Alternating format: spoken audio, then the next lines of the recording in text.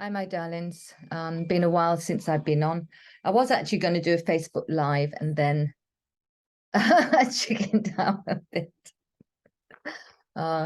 Yeah, a bit of wasn't sure. Anyway, it's been a while since I've come on to do anything really in terms of writing or commenting or anything else. I've been, as many of us have, in a world overcoming challenges and deepening my knowledge about who I am and who I am not. And yeah, it's been a challenging time, and that's kind of what I wanted to talk about a little bit with people today is I've been in touch with friends of mine who are also colleagues who are also in the energy world and in touch with clients, and realizing that we're not alone actually, and this collective madness that's going on is affecting all of us in different ways. Now, most of the people I know are sensitives like myself. It's not PC allowed to say empath. I love how things change. As I've even coming back to the UK, I see that things have changed. I don't know what I'm allowed to say and not allowed to say, so I just say anything as usual. Just say what it is that's there, really. But anyway, what's affecting empaths and sensitives, and many of my clients, colleagues, and myself are sensitives. For myself, I've become hypersensitive over the years, and been very, very blessed to have been in Bali and to have traveled to various places, been in Ibiza in Spain, and been in the south of France and visited friends in Greece and over in Maine in the USA, which is a huge space and quietness actually. Then I realize I've been a bit spoiled, and I've come back to the UK, which is where I am at the moment, and it's been a huge shock to the system with the bombardment of energies that are happening in the UK. It's crazy. So I realize how much I've been in a light space. I mean, Indonesia, it was much more magical stuff floating through the air, which I can deal with in a better way than I can, whether it's the electromagnetics that are going on now, or whether it's the 5G or whatever it is, and the powers that be, which will remain unnamed, just opening up the portals for entities and negative energies to be coming in. Now, I thought I was just a bit crazy, as you all know. I probably am. Experienced too many dimensions, including this one, I guess, without ayahuasca, and with, but without. And I wondered, but it's good because all this information has come in over this last couple of days, including a fantastic interview with this lady called Caroline Corey that really just put things together and helped me realize that what I'm picking up, what my clients are picking up, what my colleagues are picking up is out there. And not because we're in this belief system of highly charged energies and toxic things hanging around energetically trying to squash humanity's awakening, which is happening anyway, I hope, but because I've lost my train of thought. This has been happening a lot as well. Anyway, this brilliant interview with this lady Caroline Corey on higher journeys. I think I've been listening to a lot of things that are priming me positively as opposed to the negative crap that keeps coming in. And she was talking about sensitives, and she was born a sensitive. She's also got connections with out of world people and stuff like that. And she did describe these symptoms, and these symptoms are what a lot of us are getting. And I'm not talking ascension symptoms. I'm talking about what's going on that many people are picking up, whether they're in the world of consciousness and raising consciousness or not. Symptoms like blocked ears for a day or maybe a week, and then suddenly that all goes, and it's nothing to do with throat and nose and what have you, but this high pressure in the ears.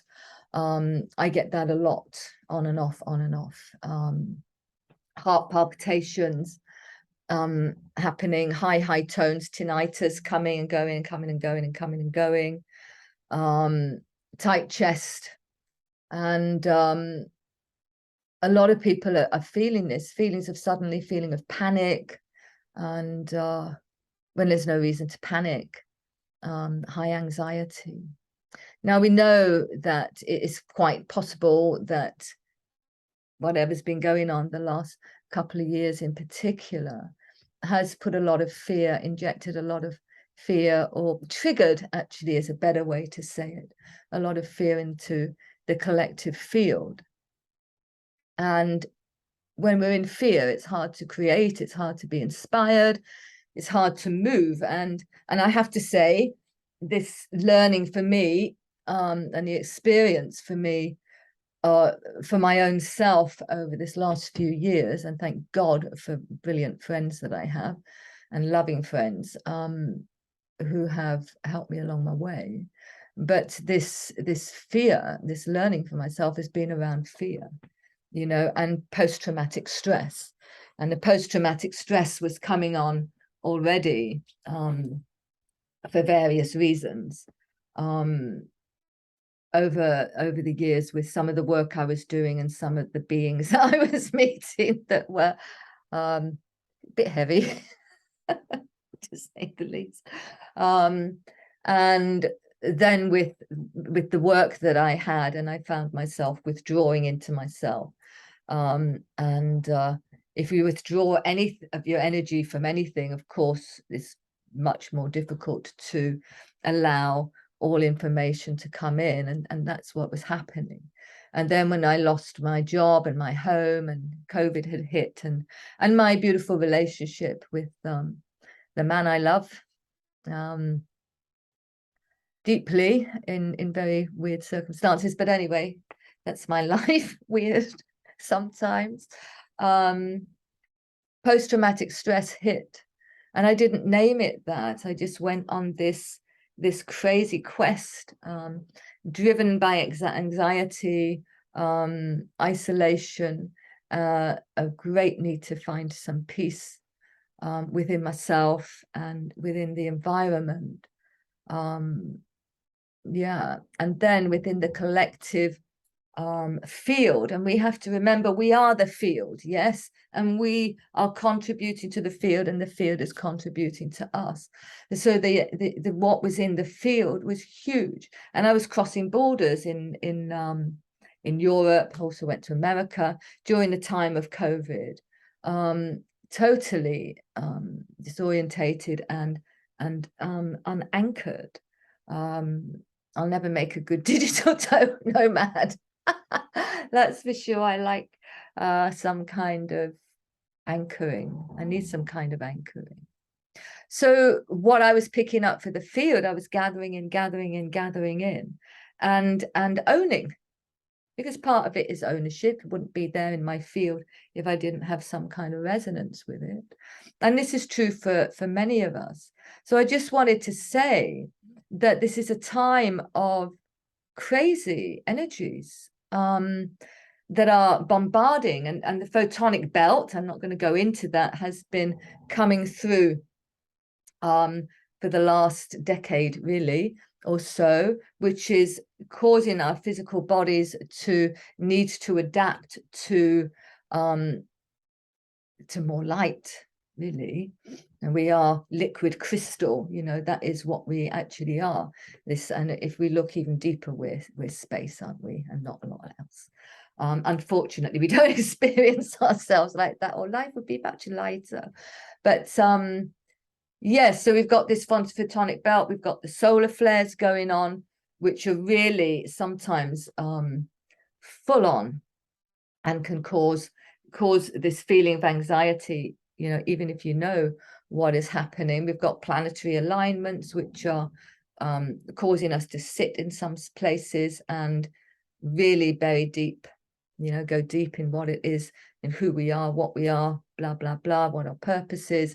Our shadow selves especially are emerging. And then we've got, you know, the other energies that are opening us up. And then we've got the other energies that are going, you won't awaken, you're not going to do this, you know. It's no wonder people are in stress.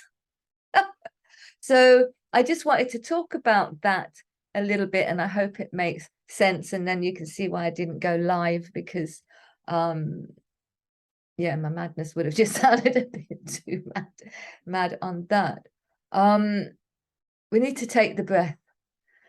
You know, it's okay if we're saying, you know, how do we you know, deal with these anxiety things? How do we deal with the energies? For me, I've put around, because I'm in this place that I really have realized is making me unwell.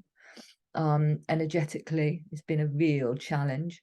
I was very blessed yesterday for a friend to help me to open up a light channel here, to allow more my own guidance, actually, which had been blocked, and not my higher self, but guidance from higher self and other that I usually have, to open up the guidance to come through. But this place is pretty heavy. And what I want to say is, on this, it's been a huge learning curve. And I know that whatever I experience, my lived experience, is ultimately brought to my people. Yeah. And I'm talking about my clients, friends, people that I meet and we discuss. It's always here within the field for the overcoming of that. So therefore it's easier for others to overcome it.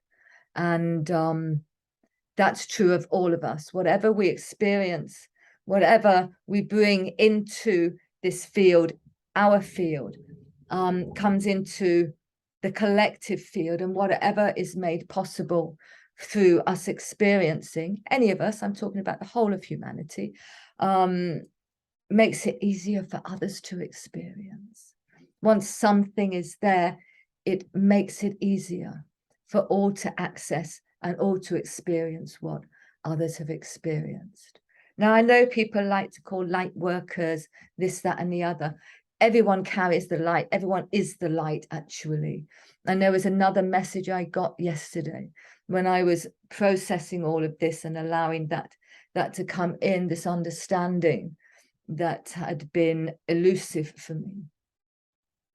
The message was, be the light. I am the light. You are the light. We are the light. We are the field. We are these divine infinite beings, even though we don't always experience this. It's very challenging to experience this. And in the UK, what I know from the other, you know, places that I have been, the UK is freaking heavy. It's bombarded. There's more satellites you can see out in the sky over this small space of country than I have seen in any other country that I have been in. So it's about injecting ourselves into this place where others can access what we access, and we can access what others are accessing. It's about being the light, is what I was told. It's not looking for the light or finding the light. It's the realization that we are. And this is so bloody challenging when everything is saying, well, you're not, right? But we are. I'm actually thinking about making a group where we do maybe once a month as a collective come together and join together to really experience each other in a place of light and consciousness, as opposed to, you know, this physical being, which also needs to be taken care of. Okay, so I hope that all made sense. Breathe. When you get these symptoms, take a breath. You know, clear the field. For me, it's clearing the field of whatever's coming in. Bless whatever is coming in. I'm doing that a lot also. I'm blessing, you know, whoever is there, seeing more and more people's essence in terms of the soul that they are, and the divinity that they are. And I don't mean that in a woo-woo kind of way, but much more that we are all part of this God force, this source of all that is. And we're all doing our best. Everyone is doing their best, even if it appears really, you know, not so great from a judgmental point of view. We're all doing our best, and allowing that to be the light. One of the things to do also, and Caroline Corey was saying this, and I think it's so important, and I know this has been important for myself recently because of heart problems that I've had, is actually lying down and allowing the space, the stop, the breath, to be there. And it's very hard, I think, for people to allow themselves in this day and age to experience just that taking of the breath and the stopping. So really important, recognize what's going on. Of course, if there's real physical symptoms, you need to get that checked. But recognize what's going on, and if possible, also join with others. That's also something that's really helped me and helped others, is to be with people who are loving, who are kind, who are, you know, understanding. And I'm not talking that these, you know, people don't have to be on this path of healing or anything else. They're just people who are kind and loving. As much as possible, join with people who are like that. Anyway, my darlings, love you lots, and I'll speak soon, and I will do a Facebook Live at some point. This is just a quick catch up on what is going on, and how we can help ourselves and each other in this. Love you, as always. Bye.